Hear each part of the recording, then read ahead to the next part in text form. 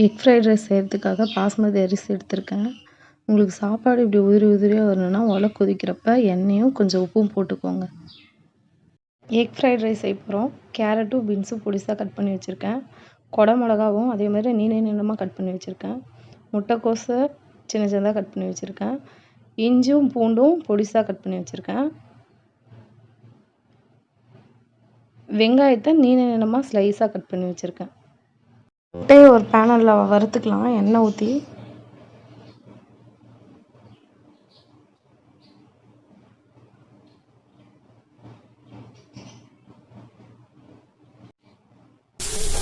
நல்லா வறுத்தாச்சு. அடுப்பில் வானலை வச்சுட்டு வானல் கொஞ்சம் ஹீட் ஆனதுக்கப்புறம் எண்ணெய் சேர்த்துக்கலாம். அதுக்கப்புறம் பொடிசாக கட் பண்ணி வச்சுருக்கேன் பூண்டும் இஞ்சும் எண்ணெயிலே போட்டு ஒரு வதக்கிட்டு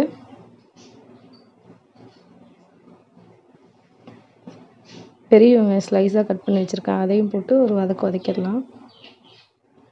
நெக்ஸ்ட்டு அதோடவே முட்டைக்கோஸ் போட்டு கேரட்டு பீன்ஸு கொடை மிளகா இது எல்லாத்தையும் போட்டு ஒரு கிளறிடலாம்.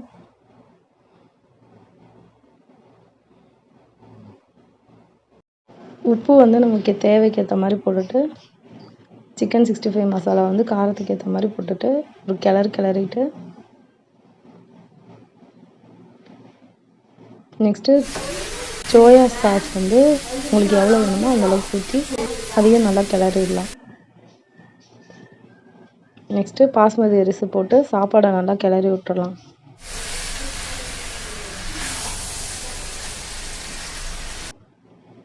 முட்டை தனியாக நம்ம பொரியல் பண்ணி வச்சுருக்கோம்ல அதையும் இந்த சாப்பாட்டோடய போட்டு நல்லா கிளறிடலாம். பெப்பர் உங்களுக்கு எவ்வளோ காரத்துக்கு வேணுமோ அதுக்கேற்ற அளவு பெப்பர் போட்டு சாப்பாடு ஃபுல்லாக கிளறி விட்டுறலாம்.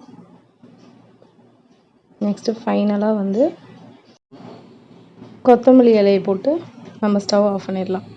ஃபைனலாக நம்ம எக் ஃப்ரைட் ரைஸ் ரெடி ஆயிடுச்சு. அவ்வளோதான். இப்போ நல்லா சாப்பிட்லாம்.